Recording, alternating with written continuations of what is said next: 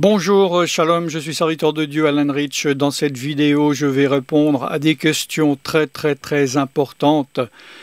Le temple de Jérusalem, appelé souvent le troisième temple, doit-il être reconstruit? Pourquoi? Autre question, est-il en construction actuellement comme certains le disent?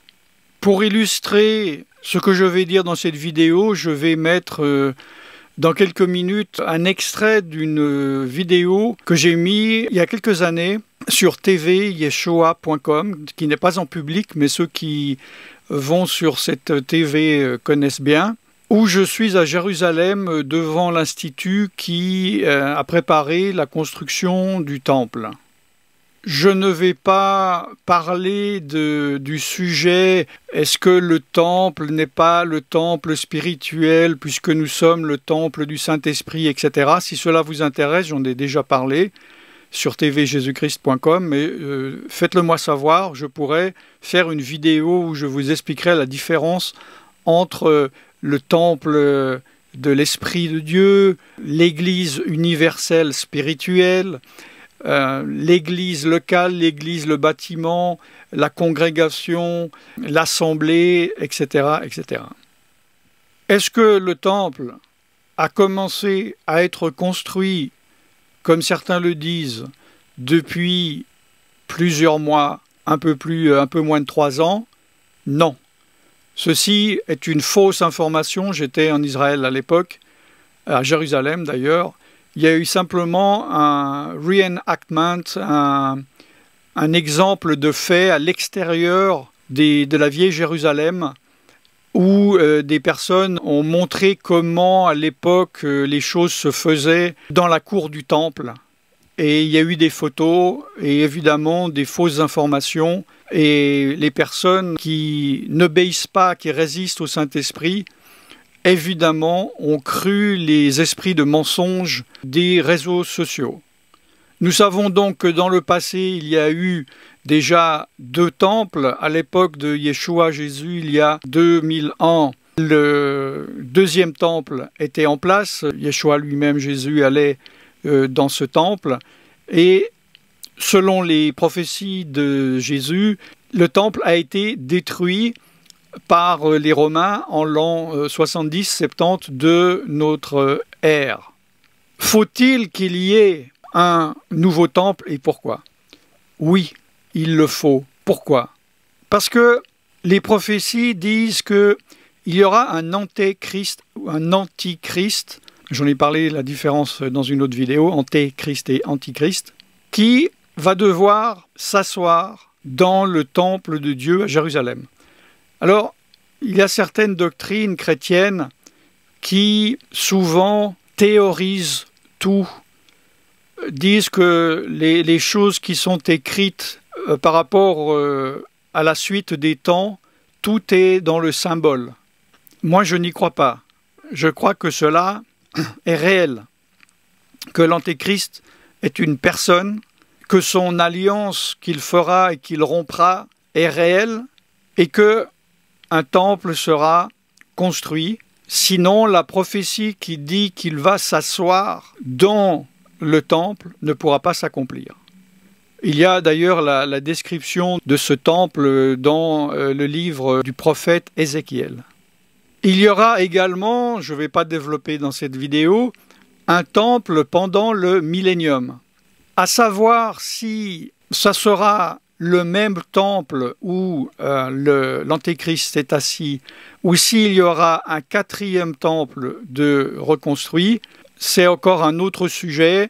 Tout est possible. Beaucoup de personnes disent que le 3e temple sera détruit par les tremblements de terre, les affaissements de terrain dont parle entre autres l'Apocalypse à Jérusalem. Mais il doit y avoir un temple pendant le millénium, selon les prophéties, c'est un autre sujet. Bien sûr, ce n'est pas à confondre avec le temple de Dieu qui descendra du ciel, et à ne pas confondre non plus avec l'éternité, une fois que la terre et les cieux, l'univers atomique sera enroulé comme un manteau, et que nous vivrons éternellement dans les cieux, là, il est dit qu'il n'y aura plus de temple parce que c'est Dieu et l'agneau qui sera le temple. Nous voyons entre autres cette prophétie de l'Antéchrist assis dans le temple de Dieu dans 2 Thessaloniciens chapitre 2 versets 3 et 4 que personne ne vous séduise d'aucune manière, car il faut que l'apostasie soit arrivée auparavant. Auparavant de quoi? Auparavant du jour du Seigneur. Et qu'on ait vu paraître l'homme du péché, le fils de la perdition, l'adversaire qui s'élève au-dessus de tout ce qu'on appelle Dieu ou de ce qu'on adore, jusqu'à quoi? S'asseoir dans le temple de Dieu, se proclamant lui-même Dieu. Comme je l'ai dit, certaines personnes pensent que cela est symbolique, mais ça irait en contradiction avec les prophéties d'autres versets de la parole de Dieu, mais certains sont malheureusement spécialistes de prendre des versets hors contexte et d'en tirer des doctrines généralistes qui sont en opposition avec les autres versets de la Bible. Cette prophétie de la désolation, de l'abomination dans le temple de Dieu a été prophétisée par Daniel.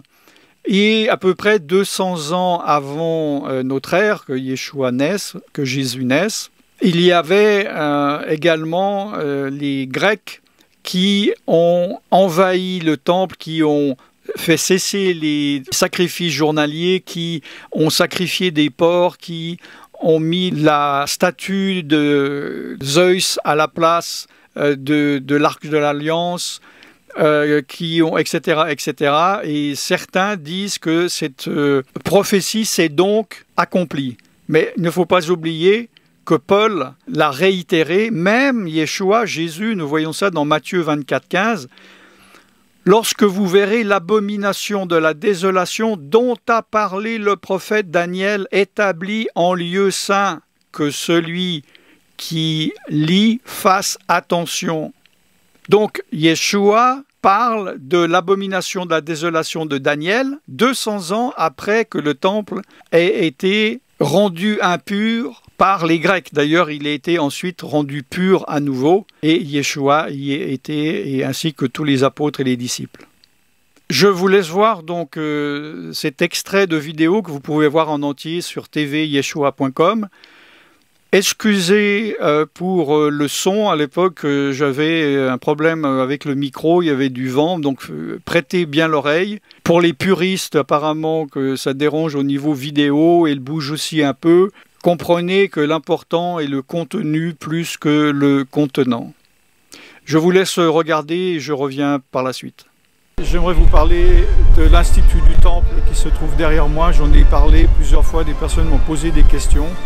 Donc là, vous voyez le lieu où a été conçu et continue à être conçu tout ce qu'il faut pour construire certains appellent le troisième temple, d'autres ne considèrent pas le deuxième, donc le dernier temple, puisque cela est écrit dans les prophéties, nous savons ce qui va se passer, c'est exactement ici.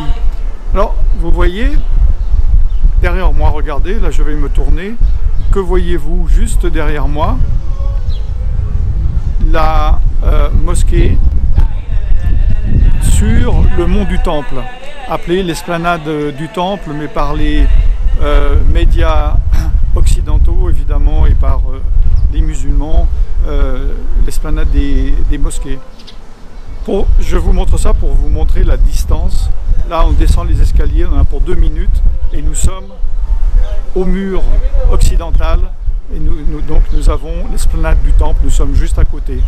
À l'intérieur de cet institut, il y a tout ce qu'il faut pour construire le temple.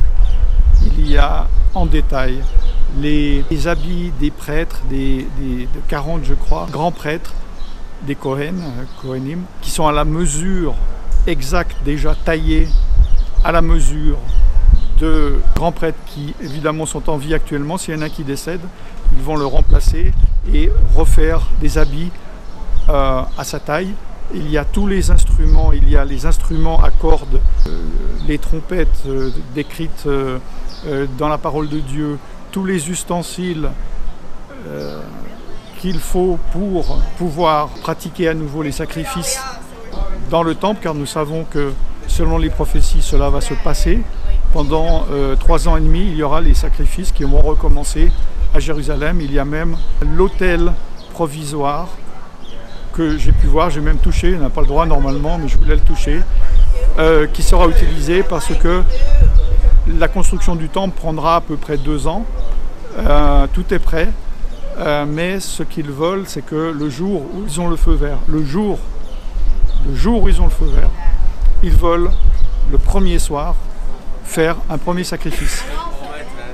C'est pour ça qu'ils ont préparé un autel provisoire rapidement monté en briques en une journée pour que déjà le premier jour, alors que la construction se fait, il y ait déjà des sacrifices. Nous savons, selon les Écritures, que cela doit arriver. Je suis toujours étonné de personnes, il n'y a pas raison de ne pas les croire. Ils disent qu'ils sont chrétiens, ils disent qu'ils connaissent même, pour certains, ils disent très bien la Bible. Et ils disent que ce n'est pas bien ce qui se passe actuellement. Mais n'oubliez jamais que cela est prophétisé par Dieu, cela doit arriver. Et cela arrivera. Que vous le veuillez ou non, que vous trouviez cela bien ou non, il ne s'agit pas de savoir si cela est bien ou non.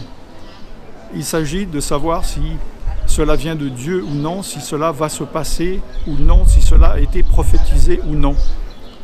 Et cet institut du temple a été créé parce que Dieu l'a prophétisé. Alors je ne veux pas faire une explication ou des prophéties ou de ce qu'est une prophétie, ni spirituellement, ni philosophiquement. Mais il faut comprendre qu'une prophétie, ce n'est pas forcément que Dieu ait décidé que quelque chose arrive et qu'il le prophétise.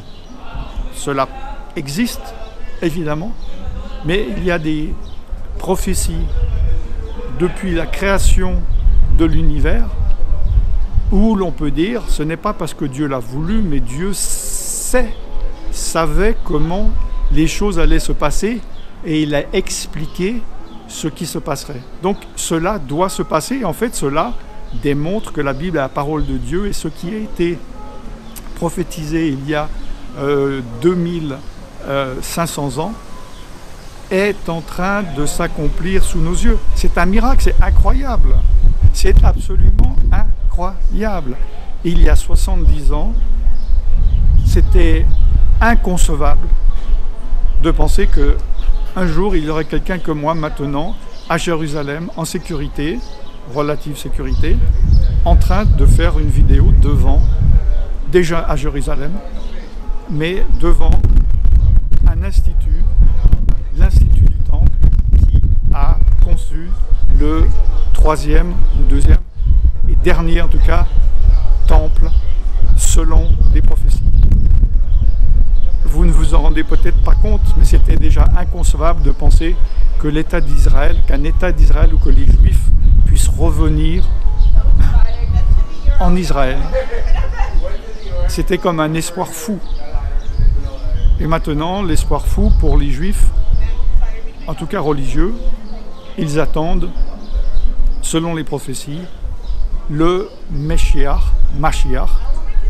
Hamashiach, le Oint, le Christ, le Sauveur, le Yeshua.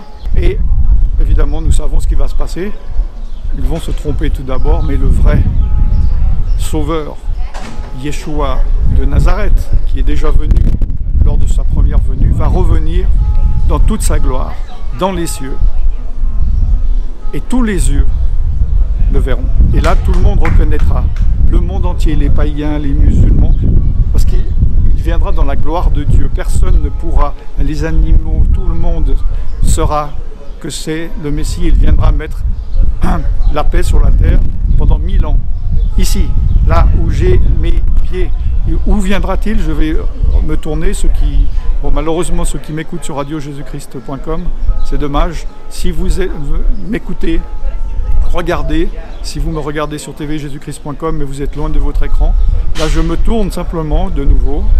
Et vous voyez normalement derrière moi l'esplanade du temple, avec la mosquée actuellement. Et juste sur la droite, ce petit bout de terre là qui est caché, c'est le mont des Oliviers. Et c'est là où les pieds de Yeshua vont se poser selon les prophéties. Moi je crois que la Bible, la parole de Dieu, et que cela va s'accomplir. Amen. Voilà donc cet extrait. Tout est prêt, comme je l'ai dit. Les pierres sont prêtes. Il suffit du feu vert pour que le premier sacrifice du soir se mette en place. Et ensuite, en 2 ans, le temple est construit. Ce qui confirme une chose très importante. Il faut comprendre que le 3e temple sera le bâtiment le plus beau du monde, avec des gravures très fines en or. Et des personnes disent, comme la tribulation dure 7 ans, mais que c'est au bout de 3 ans et demi que l'Antéchrist va s'asseoir dans le temple, comment est-ce possible que ce temple soit construit, à moins qu'il commence à être construit avant l'enlèvement de l'Église? Mes frères et sœurs, nous ne savons pas quand il va commencer à être construit, mais même s'il est construit après l'enlèvement de l'Église, comme je l'ai dit, il sera construit en 2 ans. Ce qui fait qu'il restera encore 1 année et demie où les pratiques vont reprendre, les sacrifices vont se faire, et cela rentre donc dans les prophéties de l'Apocalypse. Dieu ne ment pas, Dieu ne se trompe pas, Dieu sait ce qu'il fait, Dieu est maître des temps et des circonstances, et il nous le prouve dans cette situation-ci.